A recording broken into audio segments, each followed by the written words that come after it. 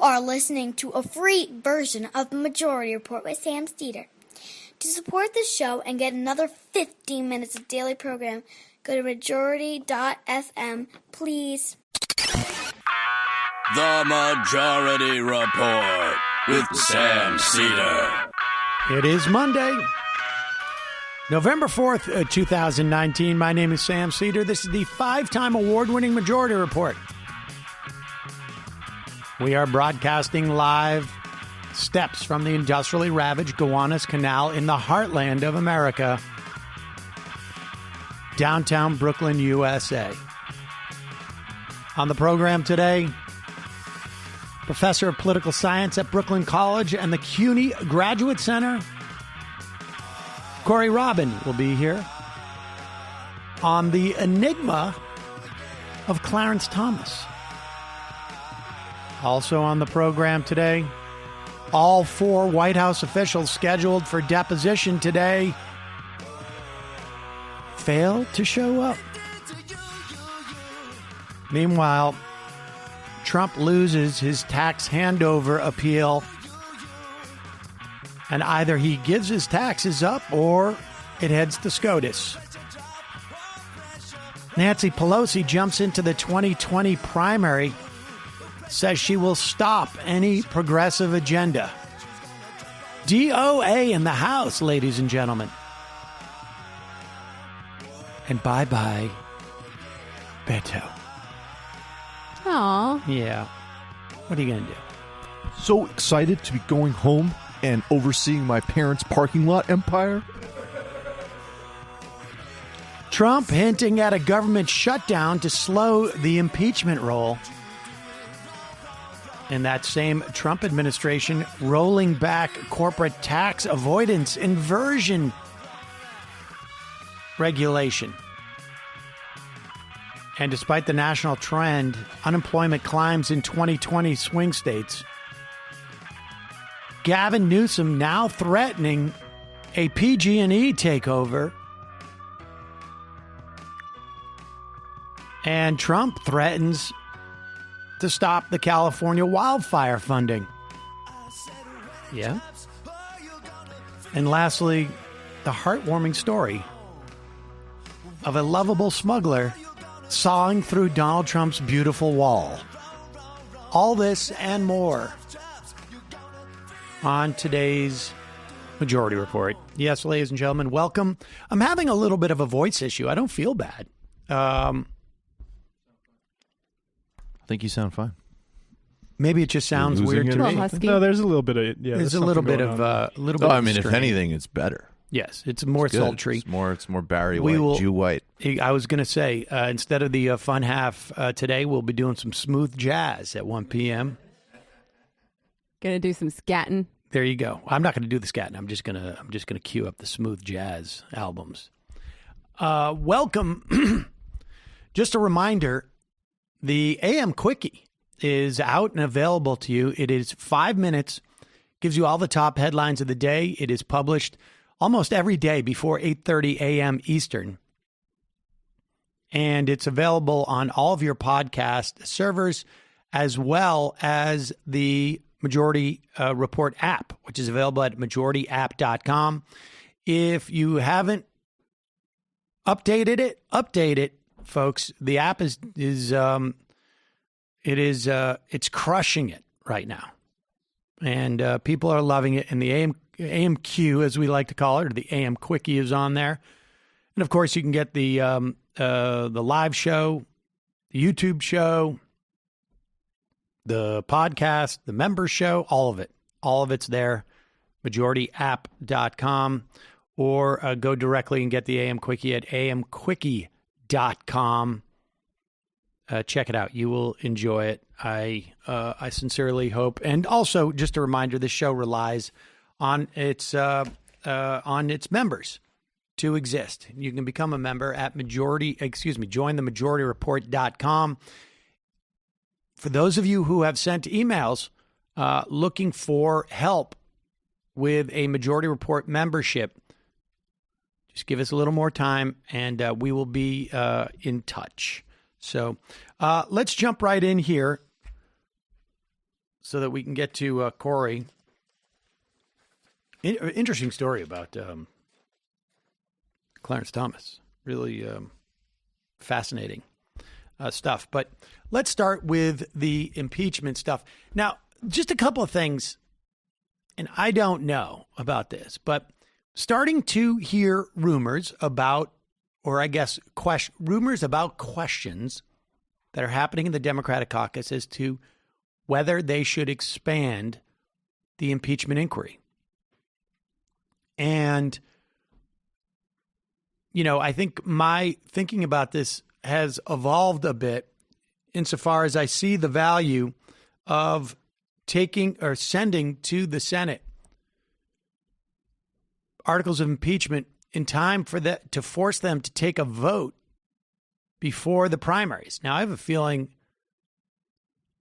McConnell will slow walk it if they actually are going to have a vote until after the primaries so that he can release some Republican senators. Now, the fly in the ointment is, of course, Donald Trump and his ego.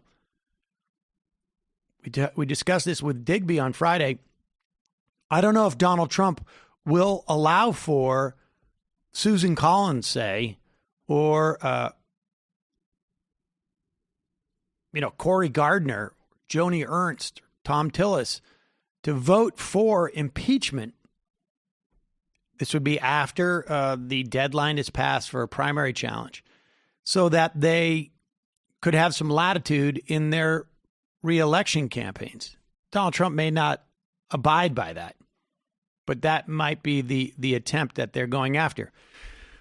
And I've heard that there are other whistleblowers in different sectors that have to do with different things. So I don't know. None of this is substantiated, so I'm not going to get into any details. But here is the minority leader, Kevin McCarthy, on one of the Sunday shows. I guess this is what Face the Nation. Face the Nation with Margaret Brennan.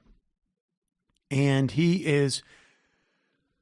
they are trying to essentially squeeze all of the juice they can out of the beginnings of this basically presentation by the Democrats, right? We have been in a phase, and we remain in a phase, where there are private depositions being taken. So there is no transparency at this point, as one would expect in the early stages of an investigation. Soon, the Democrats will move it into the public aspects of this investigation and will make the case to the American public and ostensibly to different members of the House, and they will vote on it. They're trying to squeeze as much juice as they can out of this because Kevin McCarthy knows a lot of this stuff is going to be made public soon, and the case is going to be there. But what they're trying to do is exactly what Bill Barr did with the Mueller testimony, the report. That is, spin it in such a way, get an idea of what they're going to hear already in the minds of Americans. First impressions do make a big difference.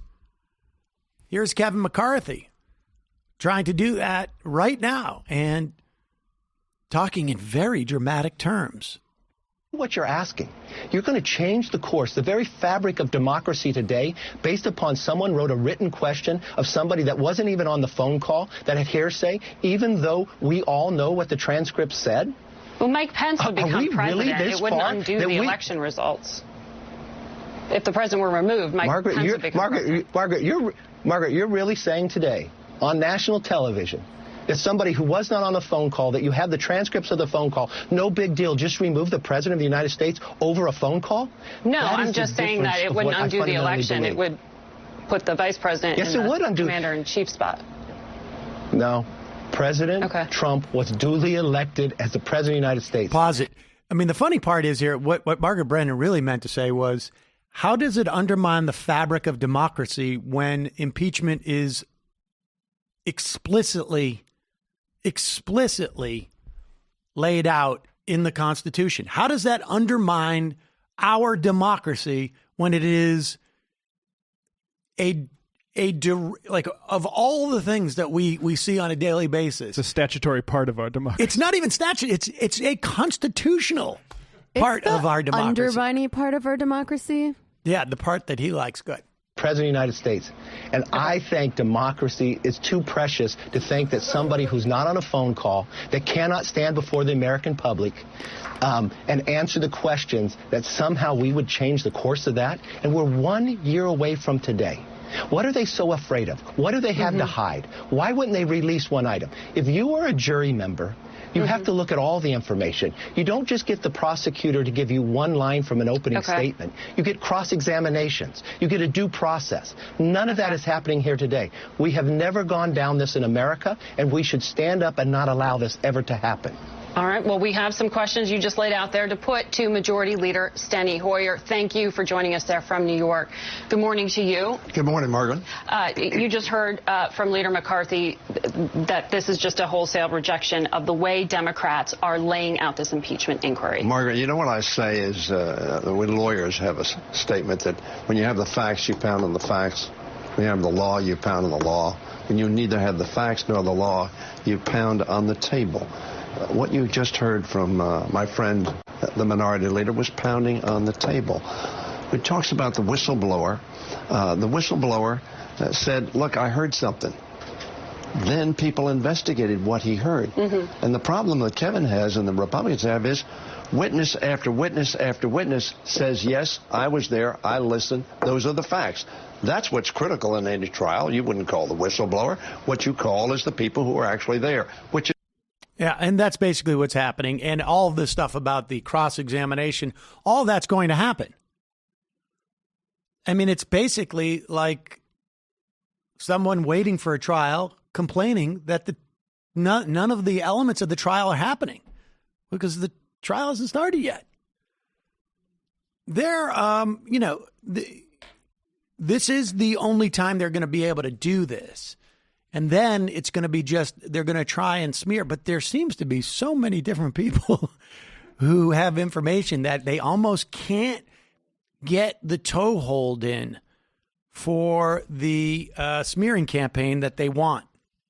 So this should be interesting and will be happening shortly. May I just say very briefly, thank you, Steny Hoyer. Well done. And look up Michaela Wilkes as challenger. Indeed. Yes. Anybody can deliver that line. In fact, just about everybody has delivered a variant on that. If you don't have the law, you have the fact. If you don't have the facts, you argue the law. If you don't have the law, you argue just to make yourself heard. Everyone has a variant of that. It's almost literally. It's facts don't care about your feelings, basically. It's not. It's not even that. It's just like it is a very, I think, accurate and well-worn saying that I'm sure Michaela Wilkes will be able to say to, or anybody else. Michaela Wilkes will deliver that very well. You'll get 100 different people who to do it. We should play the end part of the video where he goes, "You mad, bro?" Exactly. That also works. You mad. I've been debating about this as to whether it's TMI, as the kids say, but I have recently thrown out every pair of like threadbare, I'm going to say the Fruit of the Loom underwear and replaced it all with Everlane underwear. I bought like 12 pairs. That's amazing because your mood really has improved significantly. Honestly, this is the best underwear I've ever had in my life. And, it's, if people knew how long it takes me to move off of a certain piece of clothing, they would understand the drama involved in this. Me and Benjamin were at the Fruit of the Loom store in 1996. Honestly, I've been wearing this same pair of underwear. It's, and like I've tried to switch to some other underwears and I had them, but I found that after a time I didn't use them. The bands on these are perfect. The fabric is perfect. And Everlane is a fascinating company. Would you buy a T-shirt for $50 if you knew it only cost you $7 to make? Well, Everlane wouldn't. Everlane only makes premium essentials. They use the finest materials without traditional markups. And they're incredibly transparent about the whole thing. They want you to know what you're paying for and why. So they outline their real costs, every step in the process, from the materials they use to the ethical factories they work with. Not to mention, essentials like their Cotton Crew t-shirt are exactly what they should be. Versatile, simple, stylish, and made from quality materials. Everlane's clothes look better, cost less, and last longer. Brendan told me the best hoodie he has. What is it? You said the best piece of clothing you have is a hoodie you got from them.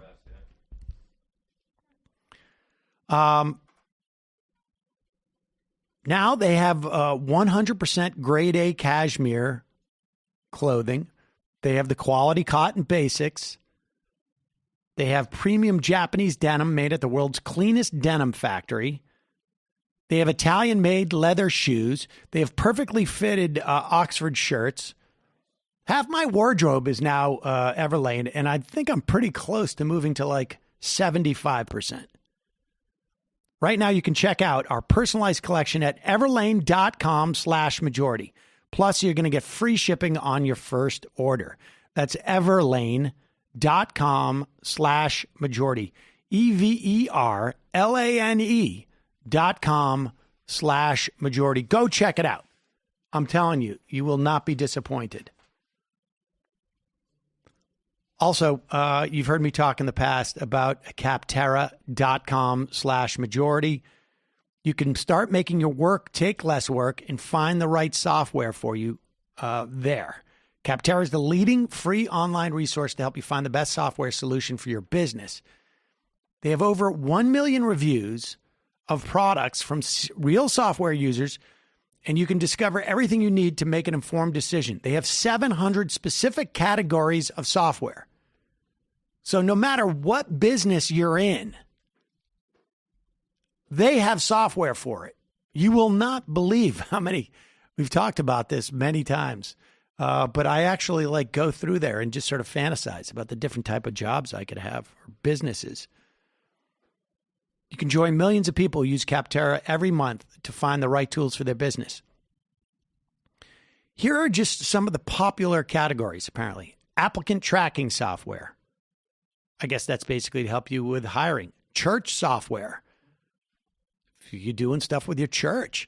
Contract management software. Construction management software. Field service management software. LMS software. I don't even know what that means. Maintenance software. Medical practice management software. Performance appraisal software. Project management software. I'm going to go to performance appraisal software. Oh. They have one called Bob. I mean, they have, geez, holy cow. I can't even count how many they have. There are, I can't even tell you how many in that category. I couldn't possibly count it. But the top rated ones are on the top.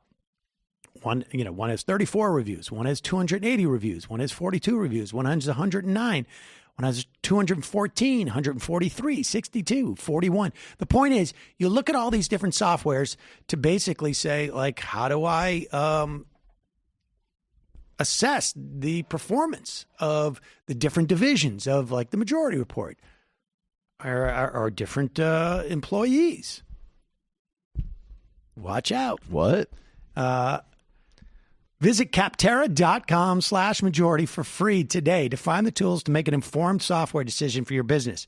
Capterra.com/majority. Capterra, that's CAPTERRA.com/majority. Capterra, software selection simplified. That would be awesome, actually. The AI would turn on you. It would be like, you are distracting your employees again with another story about the 1990s. Let them focus. You can't yell at them to be quiet 6 minutes before showtime when you've been talking for a full hour before. 1,045 reviews on that Bamboo HR. I'm going to check that out. And if there's one that says careful, sometimes when you're pointing a finger, 3 are pointing back at you. All right, folks. Going to take a quick break. When we come back, we'll be talking to Corey Robin, author of The Enigma of Clarence Thomas.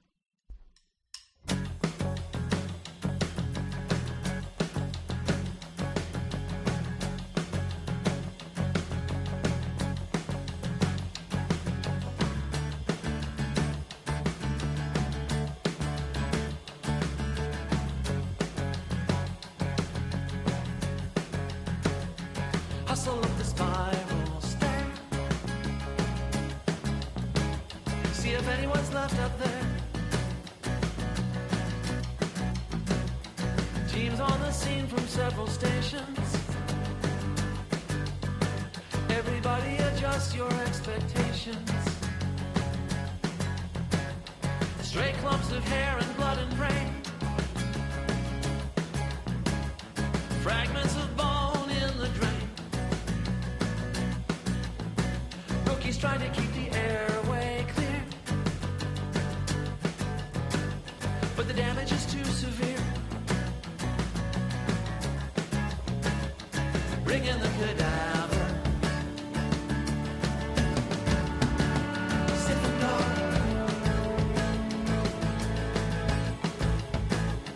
Bring in the cadaver.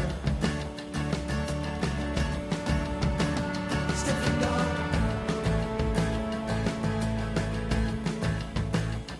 Bring in the cadaver. Sniffing dog.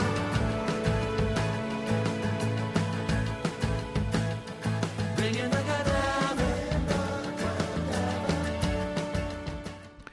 We are back. Sam Seder on the Majority Report on the phone. It is a pleasure to welcome back to the program Professor of Political Science at Brooklyn College and the CUNY Graduate Center, and author of his latest, The Enigma of Clarence Thomas, Corey Robin. Welcome back to the program. Thanks for having me back. Really happy to be here. I think we had you on. We definitely had you on. Last time was for The Reactionary Mind, which is also a book I would highly recommend to folks. And I learned a lot from that book, actually. It sadly comes in handy with about half the things that the people that we talk about on this program, the right-wing hipsters. But aside from that, let's move into this. Well, let's just start with, because this book is less of a critique of an ideology and more of an examination of a specific, I guess, ideology that you could say of Clarence Thomas. Why Clarence Thomas? Well, first of all, he is increasingly one of the most powerful members of the Supreme Court.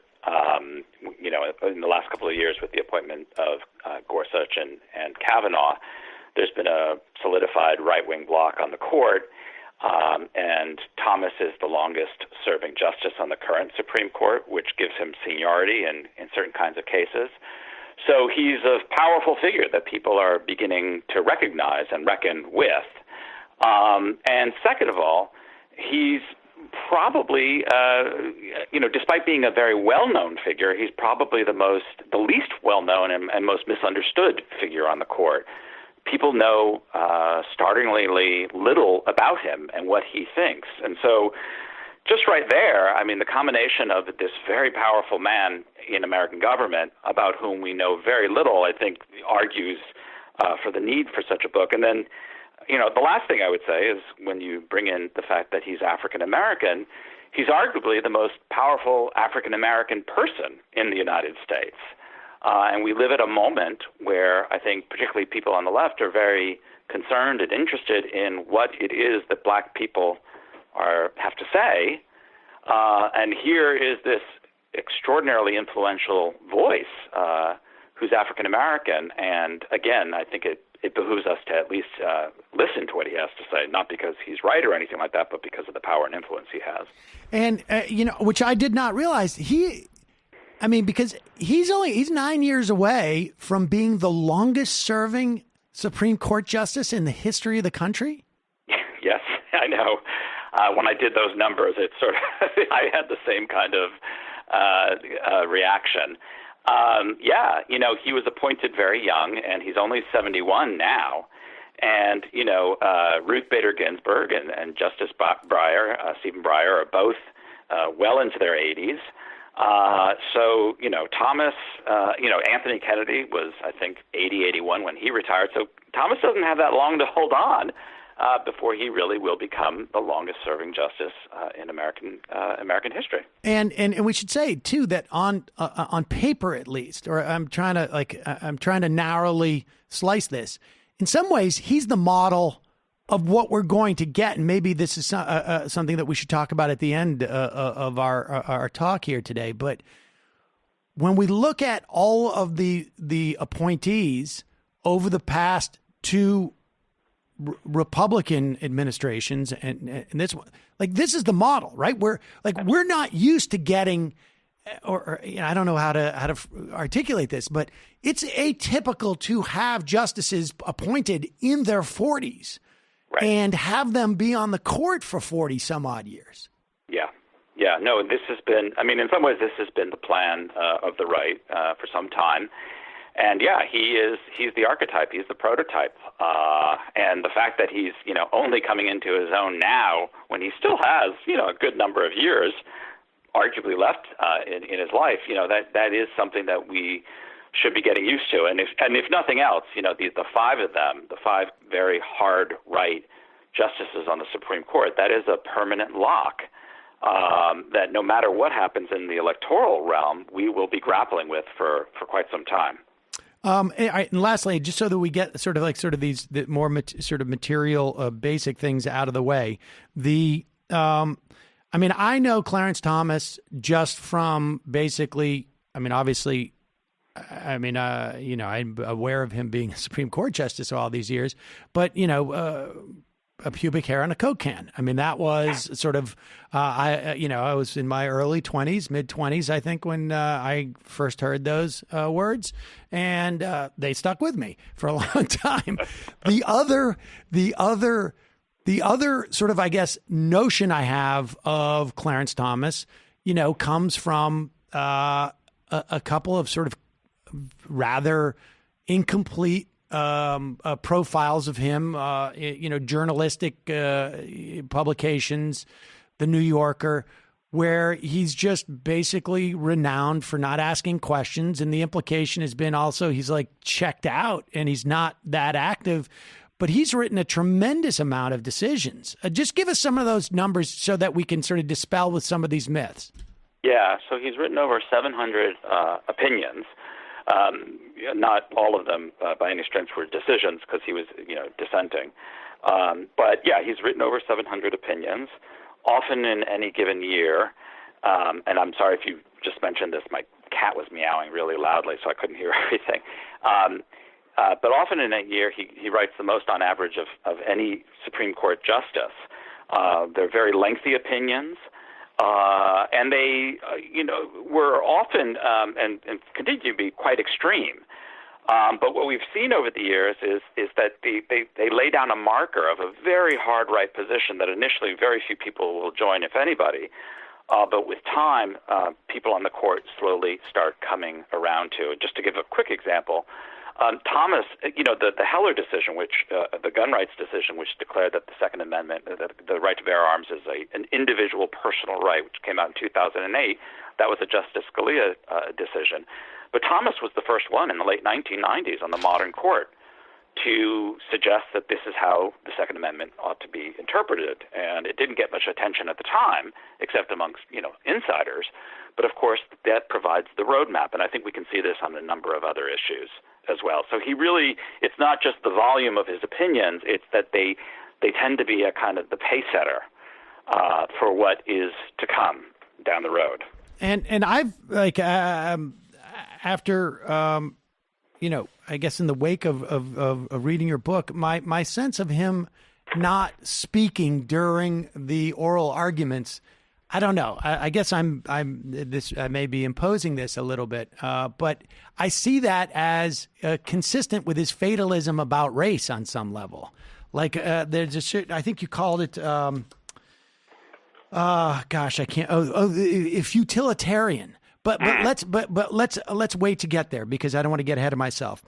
This is the interesting thing or it starts with and you break down sort of there's three aspects, I guess, to the man or to the not so much the man but the to Thomasian thought, I guess, is built on race, capitalism, and constitution.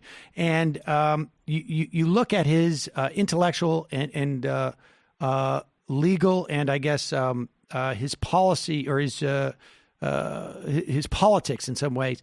Let's start with the intellectual and sort of race. He started out as, and has continued in your estimation, as a black nationalist that started back at Holy Cross. And I knew a lot of guys who went to, and women who went to Holy Cross, having been from Worcester. They were not black nationalists. So he was the part of a cohort of young black men who were recruited to integrate Holy Cross in 1968. There were 18 of them, and they were quite an illustrious, I should say, cohort of men. They include the novelist, people who would go on to things, the novelist Edward Jones, who won the Pulitzer Prize, Stanley Grayson here in New York, and some other figures. So they were, quite accomplished. He was, one of the poorest of them, came from the Deep South, from Georgia. And they get there, and it's 1968. Martin Luther King has been assassinated, so it's a very tumultuous time for in the nation and for black people and black activists. And they form themselves into quite a militant group called the Black Student Union. Now, that doesn't sound to us particularly militant, but at the time, the nomenclature was significant. You were really affirming blackness as a political project. And they start making demands on the university that that Holy Cross, accept more black students, that they offer more courses in black literature, bring black artists to the campus, have black music at parties, the whole nine yards. And what it was really about was confronting a situation of massive whiteness. Thomas had grown up in pretty much an all-black environment, even though it was the Jim Crow South. And confronting, being one of the few or sometimes the only black person in a white situation would prove to be a formative experience for him. And he comes out of this. And at the same time, I should say, he's reading Malcolm X. He's listening to records of Malcolm X's speeches, because this is how people, guys would hear these things. This is before YouTube and the internet. And he really imbibes a whole sort of ideology. He becomes active in a kind of Black Panthers sort of related circle.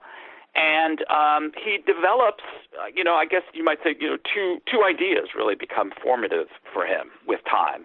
The first is the sense that racism is so deeply woven into the fabric of American society, of white American society, that it can never really be eliminated. It's just too deeply structured into America. And again, he never loses this idea, as we can talk about in a second. And then the second part of this, and again, it reflects the moment. And there's an increasing sort of fatalism about being able to change any of this through political means. And so by the time he ends his sort of time on the left, he's really become incredibly politically pessimistic about the possibilities of transforming America's racial condition. And it gives rise to a kind of belief that, perhaps black people need to go their own way. They need to recognize that their fate and their interests cannot be accommodated by white America, certainly not through any kind of conventional or radical political means. And instead, they need to build up their own institutions, build up their own, economies, build up black manhood. And this is a strain, I should say, of black nationalism. It's not the whole of it by any stretch, but there are certainly elements of this you find in Malcolm X and Marcus Garvey and people like that. So that's the milieu, the late 1960s and early 1970s, even before he makes his turn to the right. It's very, very strongly race conscious. It's a belief in kind of black separatism. And ultimately, it comes to be a belief that there are really no political avenues to ameliorate or redress these problems. Okay, so I got a bunch of questions about that, and let me just start with Holy Cross. Were all those guys Catholics? I mean, I know that Thomas was, and I wonder how much Catholicism, because you don't touch on it too much in the book. Yeah. I wonder how much Catholicism informed that, because I like I say, I don't know what percentage of my graduating high school from Doherty High went to Holy Cross, but it was significant. And I spent some time on that campus. And there was, and this was 20 years later, but there was a specific flavor, I would say, to Holy Cross. Yeah, I mean, I grappled with the question of Thomas's Catholicism, and one thing I didn't even talk about in the book is his first year of college, he actually was studying to be a priest at a seminary in Missouri, which he left after his first year, again in the wake of the assassination of Martin Luther King, where he felt the seminary in Missouri was just incredibly racist. And this led to a big rift between him and his grandfather that wasn't really resolved until much later in life, if at all. And his grandfather was very important to him. So Catholicism, certainly, and he went to Catholic schools in high school as well. So it was very important to his formation. I didn't focus on it so much because I think, there are other influences and currents that explain more of how he got to where he got. But it's certainly a part of the story. Okay, and I suspect that comes out in some of his sort of like patriarchal ideas, but we can talk about that when we get to that. But the black nationalism, when he has those ideas, like, was there a difference? Because I think you make the point that a part of this story is the idea of, like, what do you do with that black nationalism if you've decided that project has failed in some way? Right. Yeah. So talk about, like, what the perspective was going into that moment where there was a perception that it failed, and then what it looks like on the other side. Sure. So, in the 19th, I think the real high water mark of participation and active militancy is really, in the first half of the 1960s.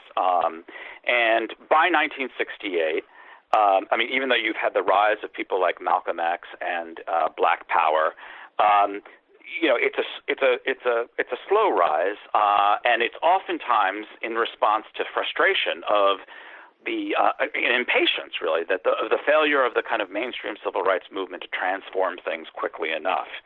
And so you have this bubbling up during the 1960s, and by 1968 is really the last big legislative achievement for the civil rights movement, which is the Fair Housing Act. And then you have the election of Richard Nixon, which, imagine the election of Trump, but with far, far more racial violence on both sides, far more, and a war that's really, not only is it a catastrophic war, but its presence is felt throughout the entirety of the society. So this is a really pretty bleak moment, I think, for many people, and particularly for people in the Black freedom struggle. And it's at that moment that, Thomas is really coming to political consciousness and taking this kind of very militant Black nationalist turn. And let's just add into that equation that throughout American history, going back to the sort of first Black nationalist, kind of text, the 1850s, Martin Delany, Black nationalism oftentimes gets traction and gets going precisely at these moments of political bleakness, because there's a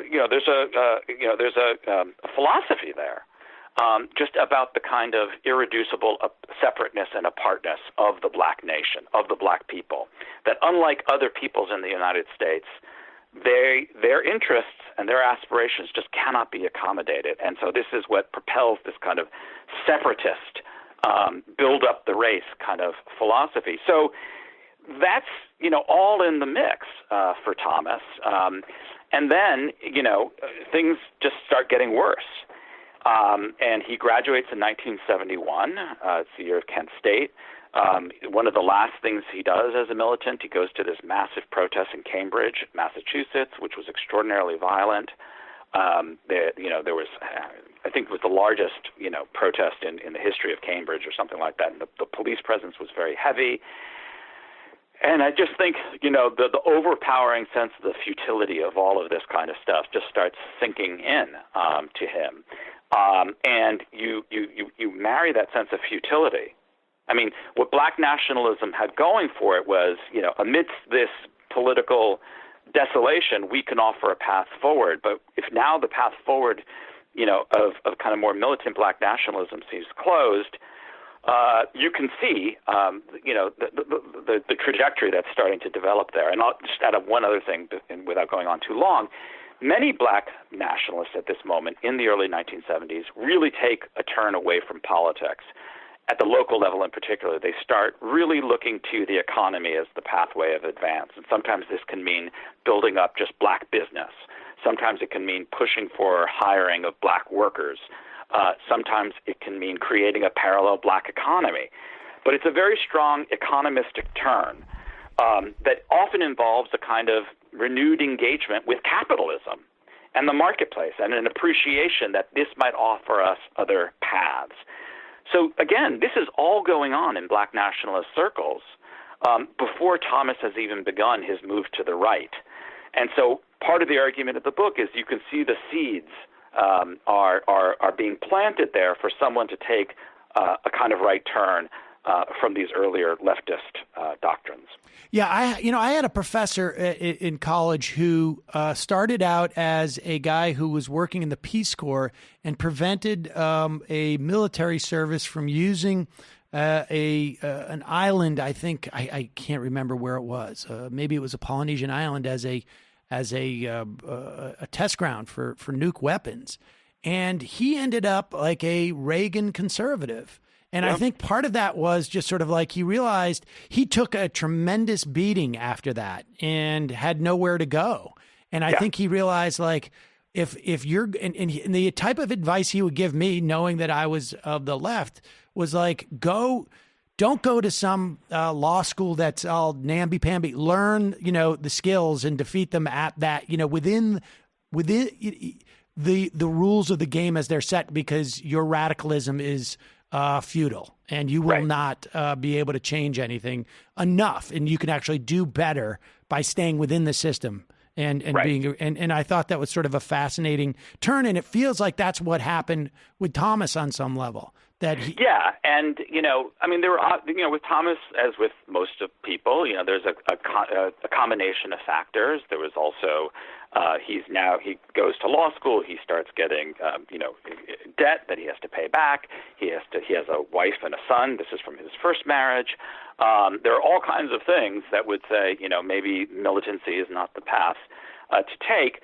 But again, I don't, some people say, aha, you see, this was all pure strategic opportunism. The fact of the matter is that there was an easy path for him to do if that's all that he cared about. He temporarily, for a couple of years, had a job with Monsanto in Missouri, and that was a lucrative corporate gig.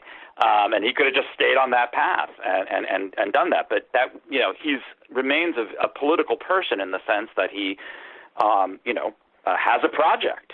I think, the constellation of ideas that he had developed on the left then hitting up against the wall of this defeat with the right-wing backlash and the sort of stalling of the black freedom struggle, I think leads him to think there's got to be a better path, one that is not through the political sphere, but perhaps through kind of more economic modes of development. And that really does set him up for his turn to the right.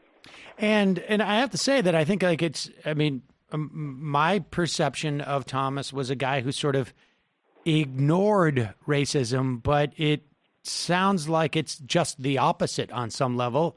He perceives it as being immutable in the context of the United States. Talk about that sort of racial pessimism, which is, and where it's shared on the left. Yeah. So it's all, not only do you see, what was so interesting to me in doing the research for this book was that previous biographers had noted that Thomas had this past at Holy Cross and in the early 70s at Yale Law School, and then thought it was over and that was it. What was so striking to me was how persistent this belief in the immutability of racism, the intractability of racism is, and that it's all over his jurisprudence. And it comes up in all kinds of corners and circumstances where you would not expect it. But the beliefs are that, there's a couple. One is, I think it's an essentially psychological theory of racism, It's not particularly political or economic. And by that I mean he thinks that, white people are racist. He says, how it began, we don't know. How it will ever end, probably we certainly don't know and probably can't see. It almost has no roots at all, and I think he thinks it's part of a kind of an assumption of superiority that white people just have. And so then it gets expressed in two forms, racism. So that's where it comes from. It's a kind of psychological motivation, attitudes. And it gets expressed either in the stigma that gets put onto black people, where they are assumed to be inferior. And there's all kinds of ways in which Thomas traces this out. Or it comes out in the form of unconscious biases, when white people think of themselves as anti-racist or non-racist, but nevertheless their language, their claims, their beliefs, their statements always betrays the unconscious racism that's there.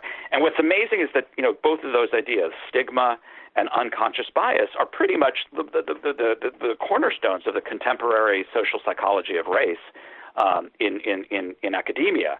So Thomas is, what makes him a kind of peculiar figure and difficult to get your head around is he really accepts, I think, some basic left-wing, or liberal, I should say, or liberal and left-wing, it depends, ideas about racism, how deeply rooted it is, that it has this kind of very deep psychic source, all the rest of it, but does not think the standard left-wing or liberal ideas follow from that. And so what you're left with is a very deep racial pessimism that is kind of the structuring core. I mean, as you said, the book begins with race and then goes to capitalism and then goes to constitution. Race is the bedrock of his worldview. And in that sense that it doesn't really have a politics, that it's that it's so deeply rooted in individuals and that we find it in individuals. I do think it reflects kind of larger currents of how we deal with the left. How we deal with race on the left. Very much focused on people's individual biases. We use the phrase structural racism, which used to mean something like when I was in graduate school, it meant something very different. I think what people mean by it now is, white people are racist. All white people are racists. And that's very much similar. That's Thomas's. That's the bedrock of Thomas's belief. But isn't because you say that it's for him, racism is all psychological, and it still feels to me that even but you would know better, and maybe I'm just I'm looking at it. My race-colored glasses, I guess, or maybe not looking at this. From a distance. But I do think that people do have a different sense of what structural racism is. I mean, I tend to think that there is an understanding of structural racism, and also even in the liberal left, and certainly in the sort of left of liberal, there is an understanding that on some level, class and a political economy, contributes to this. Does he have? Is his notion of race completely divorced from that in terms of its origins? Absolutely, yeah. I mean, he doesn't really have an account of origins. I'm sure if you were to press him, he'd see he was caught up in the history of slavery. But like many people, I think he would probably think that racism preceded slavery and inspired slavery as opposed to emerging out of slavery. So he doesn't have a very materialistic understanding at all. There is no political economy. It's very much a social psychological theory of race. And I do think that is pretty common amongst a lot of liberals.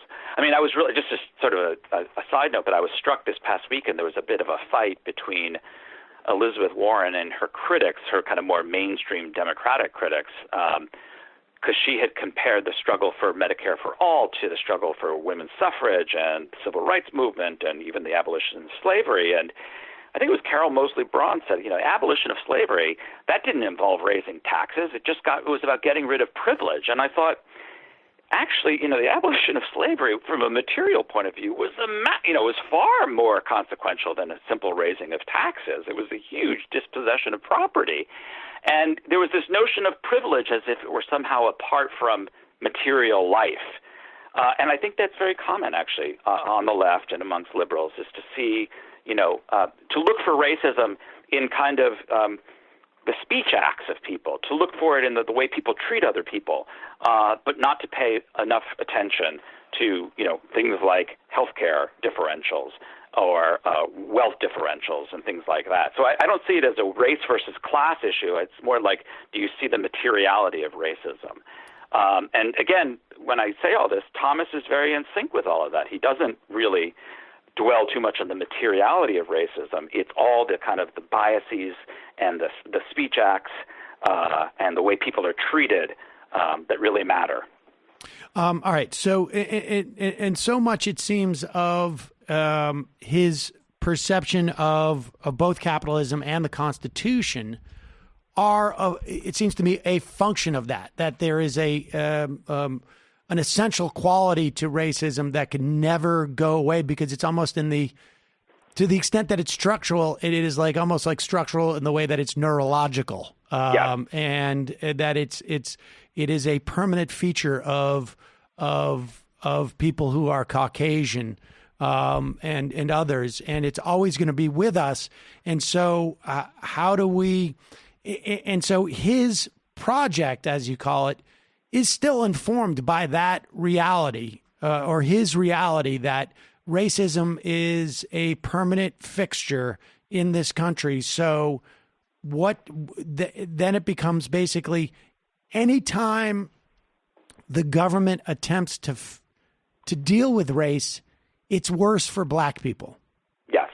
All right. So, because now we're getting into the sort of the realm where people may recognize a little bit like black people are in some way like the hammock has turned into a, like a, what is it? The safety net has become like a sticky hammock in some way or something.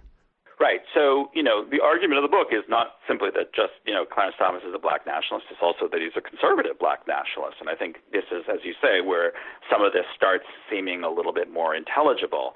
But I think before we get to things like the welfare state, I think we got to begin, first of all, with his hostility to politics in general. This goes back to the 1970s and the 1980s. He gave an amazing interview to Juan Williams in The Atlantic, and where he talks about the idea of black people mobilizing through the vote. And he says, let's say we got organized and acted, had some kind of group power in the electoral sphere, something like gerrymandering or something like that. What's going to happen? We are the group on the bottom, and every single time we will lose. We will get the hell beaten out of us. And the only people who are going to be worse off than we would be, he says, maybe American Indians. And so at the heart of this is this belief that black people's political involvement is at best a fool's errand, and at worst will only make them further dependent upon the benevolence and good wishes of white people. So if you read his voting rights jurisprudence, something that, is sort of exhibit A for most people, that this is, the worst part of Thomas. When you read it carefully, what he's really saying is, yes, it's very clear that black people have a common interest. That he doesn't doubt. And yes, it's very clear that they're at the bottom. That he doesn't doubt. But it's when you start translating that into the political realm through kind of, some kind of method of empowering black voters to elect black officials, let's say, he sees all manner of mischief following from it. And the bottom line is he just would prefer black people stay out of that world. And then he looks at a whole bunch of state policies. And what's, again, fascinating is whether it's on disparate impact, which is a whole realm of doctrinal law in the Constitution, or the Takings Clause, which is, another big part of the Constitution, or the Commerce Clause. The overwhelming argument and pervasive theme is all these efforts to redress and improve the condition of black people by the state only ends up harming black people. And I think, affirmative action for him is really, exhibit A of this. And what's so fascinating about his affirmative action opinions is he doesn't, like most white conservatives, take the principle of colorblindness and say affirmative action is wrong because you're treating black people differently from white people and that's unfair to the white person. What he says instead is that affirmative action is a way not of creating a stigma against black people, but perpetuating a pre-existing stigma of black people. That the only way you can get ahead is through the assistance and benevolence of white people. And it doesn't matter if you got ahead without affirmative action or not.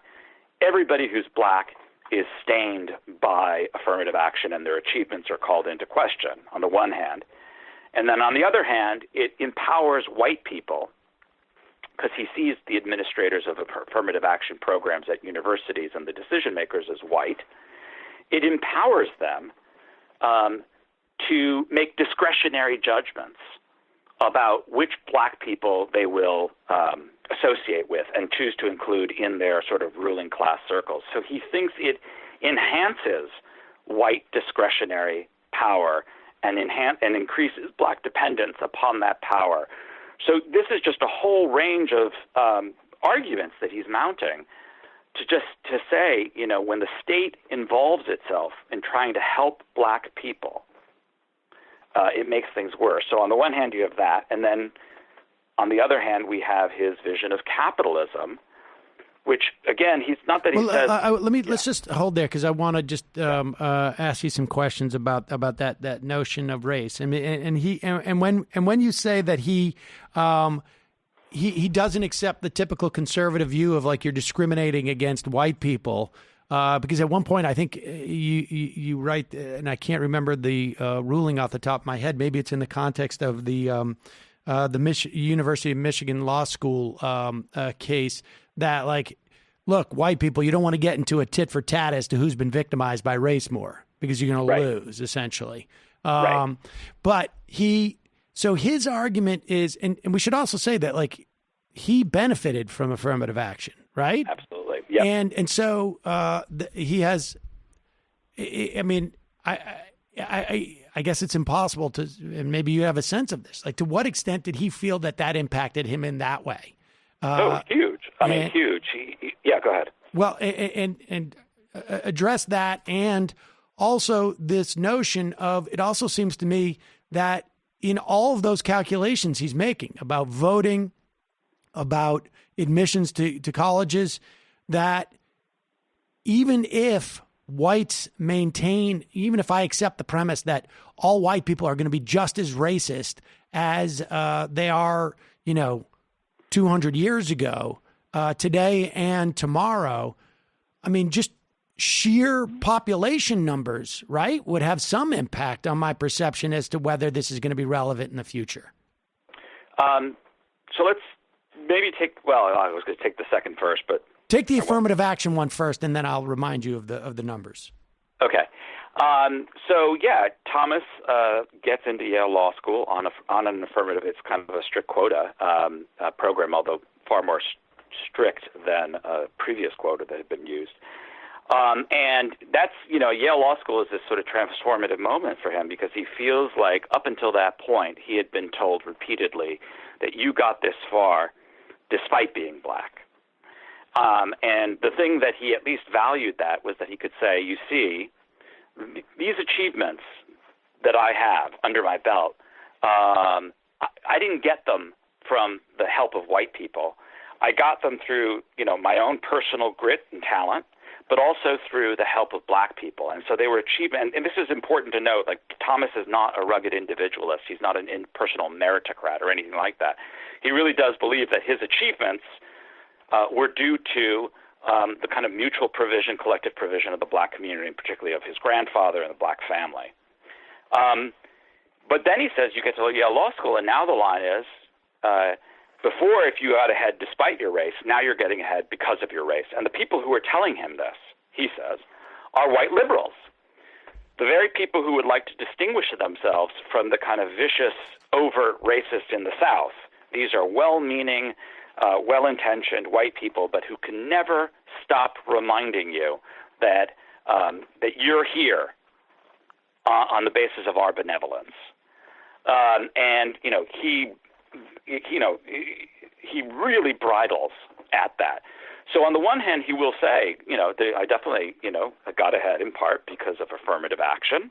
He even admits at one point, as I recall, that, George H.W. Bush, appointed him in part because he was black, something that Bush completely denied, but was obviously true. And yet, for him, the problem with it is that it prevents black people from claiming this achievement is theirs. And so he feels like it's a major assault on dignity, that it reinforces this stigma, and it always ensures that black people, carry this around with them. So despite admitting it, I think he has an argument about why he thinks it's harmful. And again, what's important is that it doesn't harm white people, it harms black people. And this, I think, gets to your second question. Won't white people's views? I think Thomas would say no. And in his own experience would be Exhibit A that he trot out for that it didn't change. The fact that he was there around all these white people hasn't changed their perception of the black community. And again, I think the other point, and this gets back to the separatism, he has said in some of his opinions, black students will do better when they're by themselves, apart from white people. They will learn more, they will take more pride in their achievements, they will get further.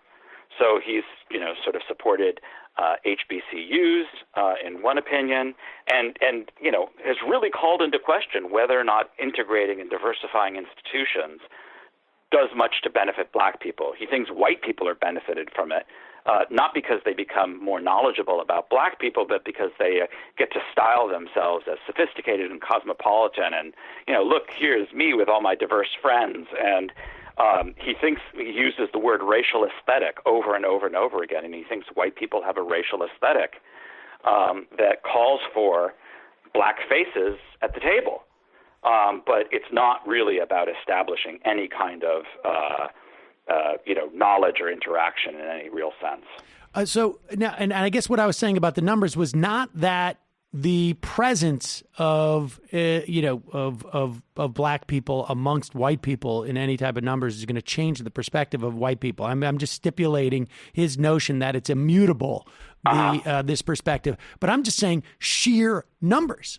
Like at one point, the trajectory of our population is going to be, at the very least, that white people are not going to be the dominant in terms of numbers.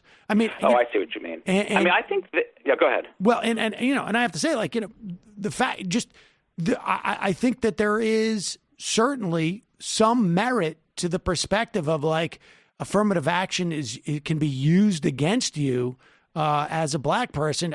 I raise it in the context of this this conversation. Right. That's in part some evidence towards his assertion. I don't think it has the same implications, and I want to talk about sort of the psychology involved in all of this, right?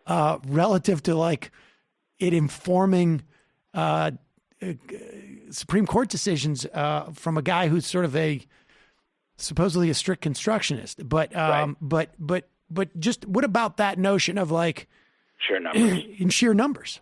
Yeah, that's a good question. I don't know if he ever really considers it explicitly. I think if I were to guess an answer, and this is me speculating, I think he would say, remember, he's a black nationalist. That's where he comes from, and politically, intellectually, and stuff.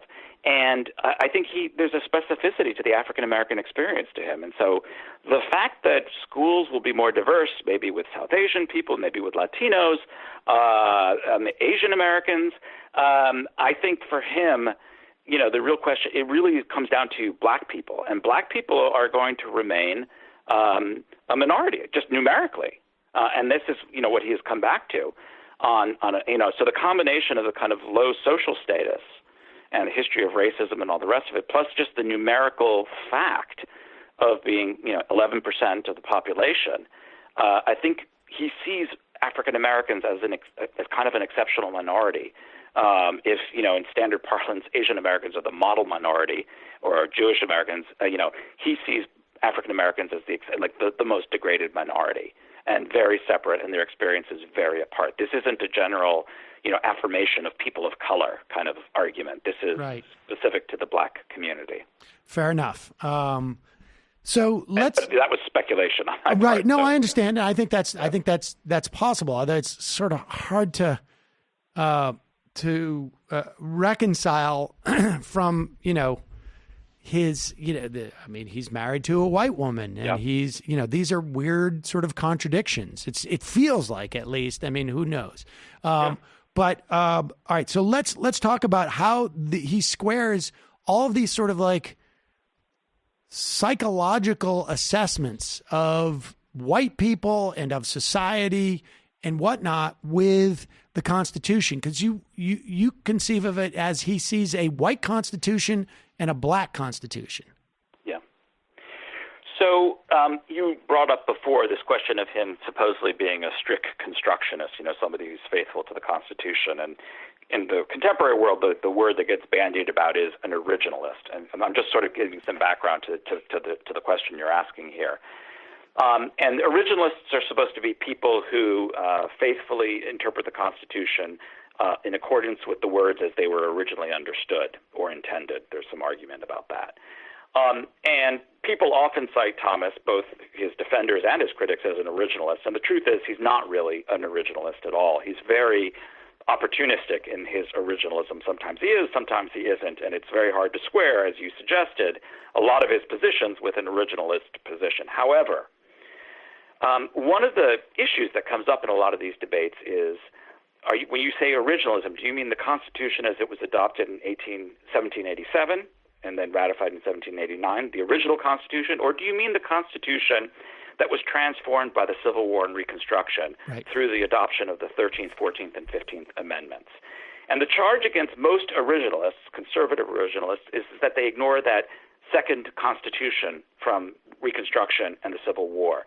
Thomas does not ignore that second Constitution. He takes it very seriously, in certain ways far more seriously than most people on either side of the left or the right. But he has a very particular interpretation of it. In his mind, that second Constitution was transformed by and in the interests of black people, the people who were enslaved.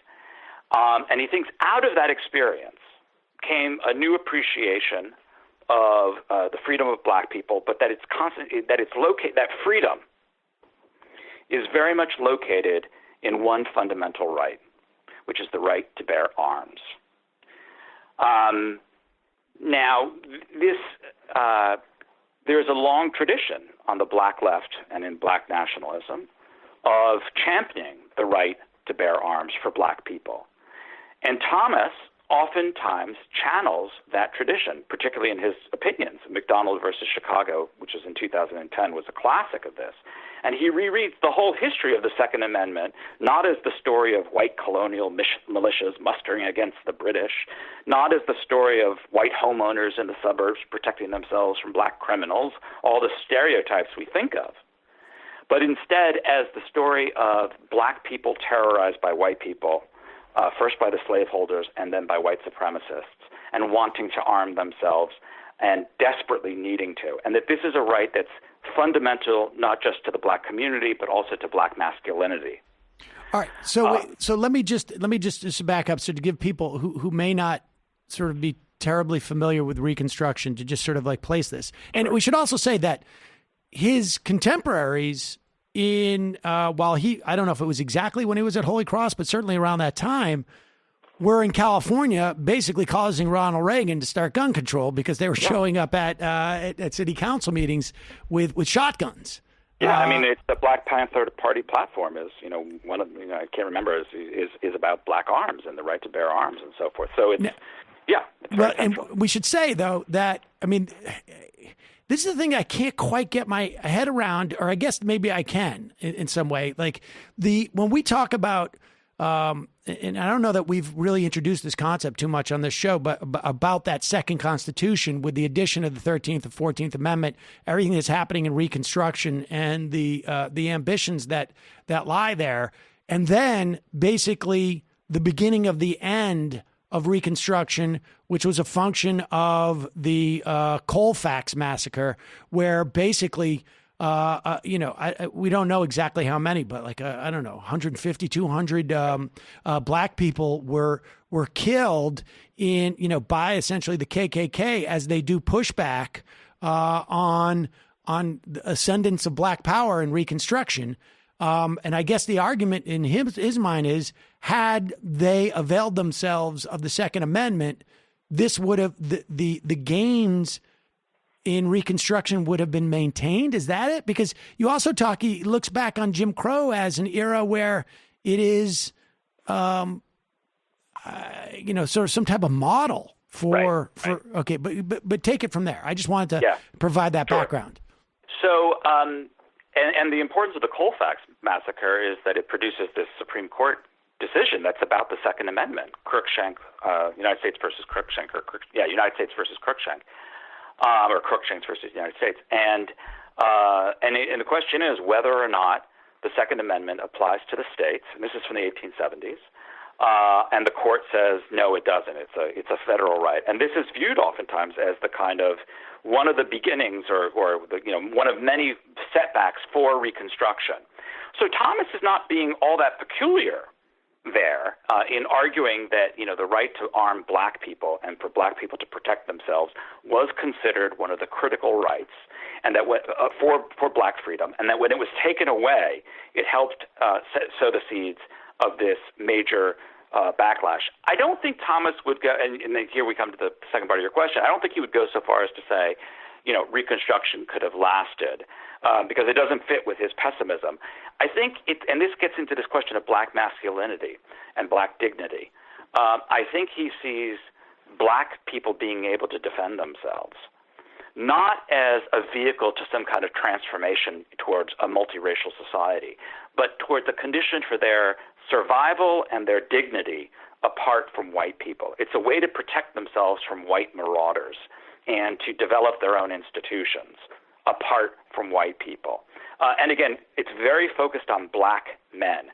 He closes his decision in Mcdonald with the memory of an older black man, thinking back when he was a young boy and seeing his father stand in the doorway holding off a white mob with a gun. And Thomas says something like it was an image of salvation or something like that. And that's a very resonant element in the black tradition. This idea of black men arming themselves, not to transform the society. And again, so it's not that Reconstruction could have lasted, but more that they could have at least protected themselves and shepherded themselves to some kind of life apart from white people. And then I think we get into what Jim Crow was for him. That for all the degradations of Jim Crow, the fact that black people could not look to the state for aid and provision meant that they were forced back on themselves. And here his grandfather is a really important model for him. His grandfather raised him. He was a black small business owner in Savannah, and amassed wealth and property. And Thomas says, I owe almost everything to him and that example. And he was very stern and kind of an Old Testament patriarch kind of a figure, and very authoritative. And he said these were the kinds of men who, in the face of the worst degradation from white society and the white state, helped build up the black race, helped build the black people with resources that were internal to them, where they were not dependent and on white people. And that for him is why Jim Crow is kind of a golden age. And it's an extraordinarily romantic fantasy. I mean, I don't think there's any doubt about this. I don't say it in the book because I prefer to let the text, the words speak for themselves. But it's this is that vision. It also is.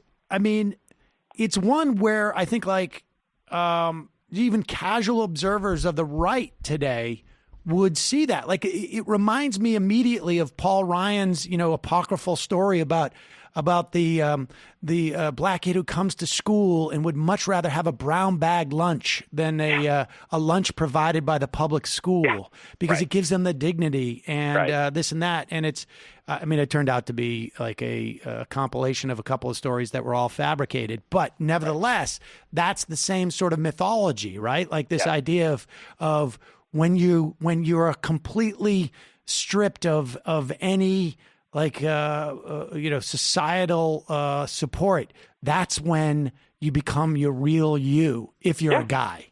Yes, and this is, I think, people have asked me what's the connection between Thomas and some of the arguments of the reactionary mind, and this was, I said, at the heart of the reactionary mind was this idea that under these conditions of tremendous exigency and adversity and constraint, where there's very little support for you from, and again, for Thomas, this is a particular valence, very little support from you from white people. He doesn't mind getting support from black people, and he, again, we'll talk about his grandfather and the support he got from his grandfather and sometimes his grandmother and other people like that. But when you're sort of thrown back, when the black community is thrown back on itself, these resonant, powerful, patriarchal men will rise to the occasion. And he sees liberalism. He sees the civil rights movement. He sees the Warren Court and the New Deal as assaults on these generations of black men. And that what they did was they crippled their will and discipline, their iron will and their sense of responsibility to the black community. They just devitalized them by making life too easy. And Thomas wants to make life hard for black people. Not because he loathes black people, and not because he loves black people either, but because he believes that in a racist society like the United States, black people need all the internal power and organization they can get, apart from white people, and that black men are the ones to provide it. And he has said explicitly, the salvation of the black race depends upon black men. But to get those types of black men, these patriarchal figures, you have to create conditions of exigency and constraint so that they can overcome them and develop the internal power and skills. And so it's a very disturbing and unsettling picture by the end of the book, and it's meant to be deliberately unsettling and disturbing because it begins from these premises that I think some people on the left would find recognizable, and then it ends in this horrible dystopia that happens to look very much like the world that we live in today. And I want to wrap this up, and I appreciate you're hanging with me for so long on this today. But it also occurs to me that when you contemplate the centrality of masculinity or malehood to that political project he has, that it puts into context his claim that the Anita Hill appearance at his hearings was a high-tech lynching. Because it wasn't just that this was happening to a black person. It's happening to a black man. Right. And that becomes central to the essence of, it's almost like there is no racism if it's not a guy who's being subjected to it in his mind. Yeah, and this came up, in fact, during the Anita Hill. The whole, the theory of intersectionality of Kimberly Crenshaw predates it, but it got traction and popularity coming out of that, and influence coming out of that experience, because it was depicted as Thomas represents race, Thomas is black, and Hill represents women. And what people said is, the real question there is who gets to why was it forgotten that Anita Hill was also black? And I think you have hit, the head on the nail here, which is that for Thomas, racism is directed, I think, against the black community, but because he understands the centrality, because he believes in the centrality of black men to the fate of black community, racism really takes its form against black men. And there's very little role in his, I call it a dreamscape. There's very little role for black women in that story, except either as traitors, and that's how he views Anita Hill, or as kind of weak-willed figures of dependency. So lastly, how much do you think his colleagues or the conservative legal movement understand the underpinnings? How relevant is it that they do? Do they just sort of cherry pick what they like that comes out of him? And what are the implications going forward for us with this? And please answer in 30 seconds. Okay. No, I'm joking. I'm joking. I was going to try. It's very clear to me most white conservatives either have not a clue what he's really talking about or are very selectively interpreting him. And there's a long history of that with him. Some do, but many don't. But in a way, I don't think it matters. And I think this is where his story becomes part of a larger political story that's relevant to all of us. Because what is so clear in his jurisprudence is how easy it is to fit this very pessimistic view of race with all of these conservative positions. And then when you have the election of someone like Trump, who, by the way, has said that Clarence Thomas is his favorite justice, Trump's white nationalism is also premised upon this view that the world is divided by races or maybe cultures, and that white people have a special destiny apart from darker-skinned people, and our assumption that this country is racially polarized in a way that it has never been before, which I think is not true. I think we have been racially polarized, sometimes worse before. But anyway, you start to see how Thomas is actually not just speaking for himself, and he's not even speaking for the right. He's advocating, but also describing a world that is very much the world we live in. That is to say, massive accumulations of wealth in the hands of a few, mass incarceration, which is something that he supports, predominantly with higher percentages of people, black men in the black community, getting incarcerated, and racial conflict and racial pessimism, as far as the eye can see, and people armed to the teeth. And this is Thomas's world. This is the world that he sees. This is the world that he believes in. So his significance, whether white conservatives know or don't know what's going on in his opinions, really transcends them. I think there's no more resonant representative voice on the Supreme Court who so speaks to the nation as it is currently constituted as Clarence Thomas. Well, that's a little bit terrifying, but also fascinating, and I appreciate your sharing it with us. Corey Robin, we will put a link to the Enigma of Clarence Thomas on majority.fm. Thanks for your time today. I really appreciate it. Thank you. Really enjoyed it. Bye-bye. Bye. There you have it, folks. He is the senior member of the Supreme Court, and soon to be, not soon, 9 years, but, in Supreme Court justice. It's only 1 year in Supreme Court dog years. Exactly. He will be the longest serving Supreme Court justice. And we didn't get to this, and I don't know,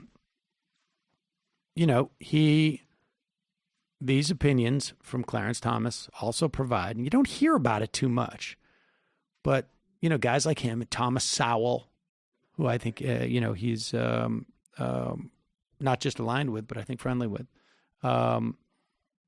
end up providing just enough internal cover for conservatives to provide them with a sense of this is, we have a black person saying this, so it must be okay. Scary. That is not our Halloween show. We had that a couple of days ago. Folks, just a reminder, you can support this program by going to jointhemajorityreport.com. It is our members who make this possible. You will support interviews like the one we just did with Corey Robin, and the ones we will do later in the week, and the ones we did last week. You go back and forth, forward, back, forward, back. If we are in the middle of things, which I hope we're not, I hope we would go further with this show, but it'd be 9 years going forward, 9 years going back, almost to the day. Wait a second. When's the show birthday? Somebody on this? Yeah, None get of on us it. were around at exactly. its birth. Thank Brendan playing the role of the AI algorithm that you. Dorsey right was. Dorsey was around. Dorsey was. He should have figured this out. Well, now you got to He go doesn't even work outside here anymore. of the office to find blame. Dorsey. Keep track of your own dates, bro. You know your kids' birthdays, right? No, it took me a long time to remember that, actually. Hold on. Points It for was honesty. my 2-year work anniversary very recently. Holy cow! Thanks for noticing. It was yesterday. The 9-year anniversary of the show. We launched the show on November 3rd, 2010. Will you look at that? Well, it didn't fall. November 3rd falled on a Sunday. So, that's amazing. And then I think we were all in soft launch at that point. And I don't know when we got to hard launch. That took a long time to decide. We had, I don't know. So there you have it. We've been doing this for 9 years as of yesterday, which I think, how many shows have we done now? Like 2,500 shows? Per Libsyn, this will be 2,212. Yeah, I have a feeling it's a little bit more than that. I don't know if when we started numbering it, but what was it? 2,212. It makes me I feel like I'm going to pass out when you say that number. But folks, the reason why we've been able to do 2,000 blah blah blah 12 or whatever it is because of our members, and you can help us do the next 2,000 blah blah blah 12 numbers of shows over the next 9 years by becoming a member at jointhemajorityreport.com. When you do, you get the free show without commercials, and you get extra content. Also, don't forget justcoffee.coop, fair trade coffee, tea, or chocolate. Use the coupon code majority. They have been with us, I think, all 9 years. So check them out. You'll love their coffee. You can get the Majority Report blend. And just a reminder, Capterra is the leading free online resource to help you find the best software solution for your business, with over 1 million reviews from real software users. Discover everything you need to make an informed decision. This is all free, incidentally, at Capterra. So go to capterra.com/majority, and it's free. Find it, go today. Find the tools to make an informed decision for your business about software. Capterra.com/majority. Capterra, that's CAPTERRA.com/majority. CAPTERRA, Capterra.com/majority. Capterra, software selection simplified. Michael, today is Monday. Tomorrow will be Tuesday. What will happen? What will happen is we will play this interview that I recorded a couple weeks ago, which had been available for patrons, with Adolph Reed Jr. on essentialism, the managerial class, South Africa, this election, many other things. This is one of the most important interviews I've ever done with one of the most important people we have writing today, who actually would shed some interesting light on some of the things that Robin brought up in the context of analyzing Clarence Thomas. Then Abby Martin joins us. She makes her debut talking about her documentary, Gaza Fights for Freedom. And as always, and then actually, I will say Nando Vila is going to come hang out with us in the postgame. We're going to be talking about Chinese triads and soccer price fixing, as well as an update on Catalonia. Whole bunch of other things. On Sunday, for patrons, we talked with the Asia Times' Pepe Escobar on a multipolar world and the BRICS as an offensive strategy for giving more power to underdeveloped countries. Patreon.com/TMBS Michael Brooks Show on YouTube. Grab your Philly tickets. Those are only a handful left before November 23rd at World Cafe. And there's a couple of other events, but just look at my Twitter for them. Jamie. This week on the Antifada, we have a premium offering, part 2 of 2 of History is a Weapon on the Rise and Fall of Suburbia with Sean and Matt Chrisman, in which they bring our story of suburbia up to the present moment when the periphery is in crisis and urban areas are suffering late-stage gentrification. How is Los Angeles the archetypal American city? Who developed suburbia and why?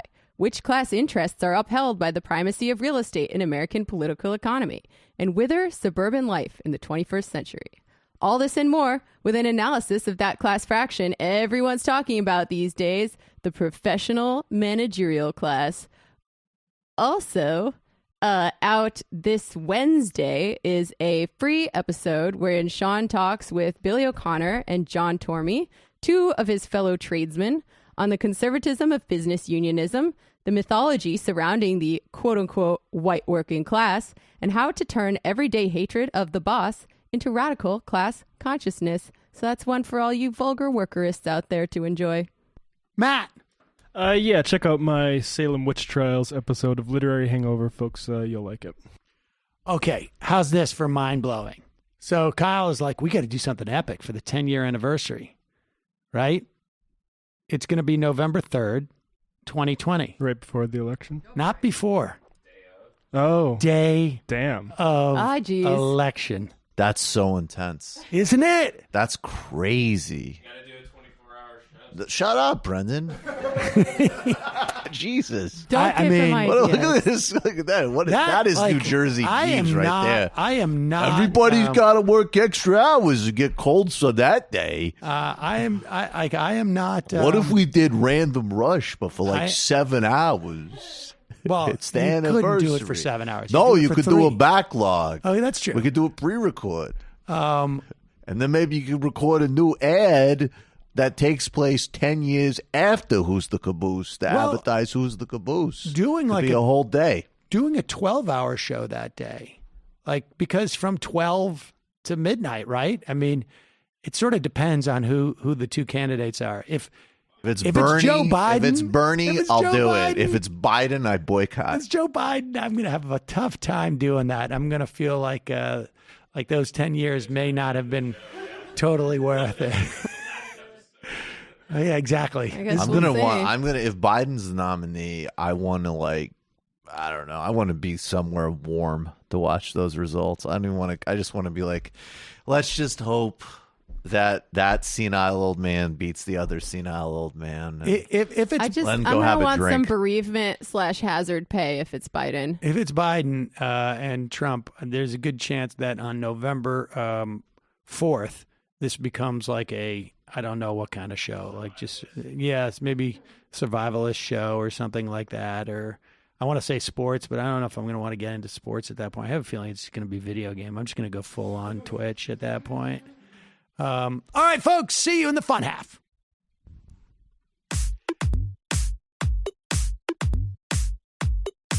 Left is best. Jamie and I may have a disagreement. Yeah, you can't just say whatever you want about people just because you're rich. I have an absolute right to mock them on YouTube. He's up there buggy whipping like he's the boss. I am not your employer. You know, I'm tired of the negativity. I'm sorry. I didn't mean to upset you. You're nervous?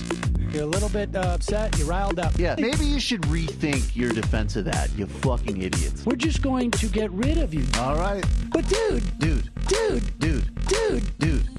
You want to smoke this joint? Yes. Do you feel like you are a dinosaur? Some good shit. Exactly. I'm happy now. It's a win-win. It's a win-win-win. Oh, hell yeah. Now listen to me. 2, 3, 4, 5 times. 847-906-501-457. 2, 38, 56, 27. 1/2. 5 8s. 3.9 billion. Wow. He's the ultimate math nerd. Don't you see? Why don't you get a real job instead of spewing vitriol and hatred, you left-wing Limbaugh? Everybody's taking their dumb juice today. Come on, Sammy. Dance. Ooh.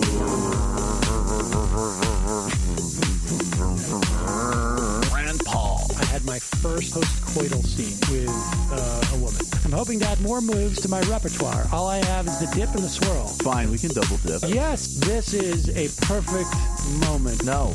Wait, what? You make under $1 million a year. You're scum. You're nothing. Excuse me? Fuck you fucking liberal elite. I think you belong in jail. Thank you for saying that, Sam. You're a horrible, despicable person. All right, gonna take a quick break.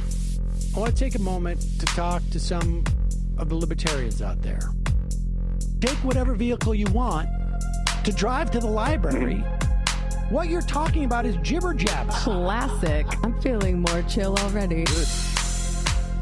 Donald Trump can kiss all of our asses. Hey, Sam. Hey, Andy. You guys ready to do some evil? Hitler was such an idiot. That guy might be a Nazi. Agreed. No. Death to America. You. Yes. Wow. Wow, that's weird. No way! Unbelievable. This guy's got a really good hook. Throw our hands up. Ooh. Wow. But Sam, I gotta get off. No worries. Let's. I want to just flesh this out a little bit. I mean, look, it's a free speech issue. If you don't like me, Hey! Shut up! Thank you for calling into the Majority Report. Sam will be with you shortly.